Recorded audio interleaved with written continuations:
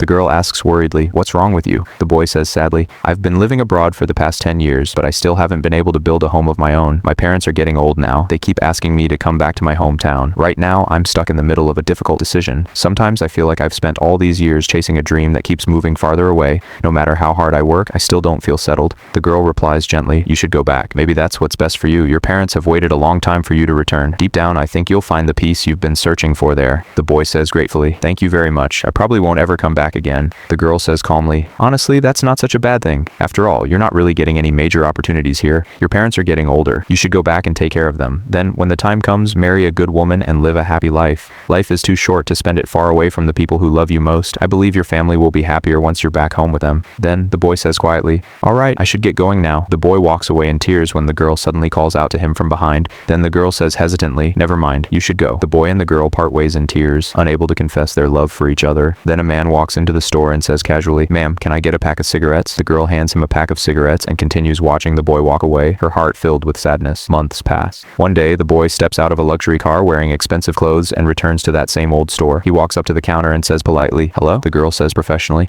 "Hello, what can I do for you?" The boy asks curiously, "Is the owner here?" The girl replies calmly, "The owner? I am the owner. What's this about?" The boy asks anxiously, "You're the owner of this store? What happened to the woman who owned it before?" The girl explains casually, "Oh, her. It seemed like she ran into some family problems and needed money urgently, so she sold the store to me. Everything happened very suddenly, and she left without telling many people where she was going. I haven't heard from her since then." The boy asks hopefully, "Do you have any way for me to contact her?" The girl replies helpfully, "Yes, she left a phone number before she left. Let me show it to you." Then she shows him the number on her phone. The boy quickly takes out his phone and dials the number. After a moment, a recorded voice answers, "Sorry, the number you have dialed is not available." The boy asks worriedly, "Why is this number disconnected or inactive?" The girl replies apologetically, "I'm sorry, but I don't know." The boy says politely, "Thank you." The girl replies kindly, "You're welcome." The boy walks away with slow, exhausted steps. After going a short distance, he sits down on a bench. He is so overwhelmed by sadness and exhaustion that he doesn't notice what's happening around him. Meanwhile, the same girl is making a delivery nearby, but he pays no attention. The weight of regret feels heavier than ever. He wishes he could turn back time and say the things he never had the courage to say. Suddenly, memories from the past come rushing back. The boy says angrily, Yeah, I'm sick of listening to you. If you keep talking nonsense, I'll break your jaw." The girl says playfully, "No, you won't. I haven't even finished saying what I wanted to say yet. How many?" The memory fades and the boy lowers his head sadly. Then he slowly stands up and begins walking away. Just then, the same girl walks past him. For a brief moment, they both turn around at the same time. The instant their eyes meet, both of them freeze in shock. The girl stares at him emotionally. The boy looks at her hopefully. Neither of them says a word, yet their eyes reveal everything their hearts have hidden for years. Each of them thinks silently, "Just seeing you is enough to make me happy. Having you in my life is one of the greatest blessings I could ever ask for. If I get another chance, I don't want to let you slip away again." For several seconds, they simply stand there looking at one another. The distance between them suddenly feels smaller than ever.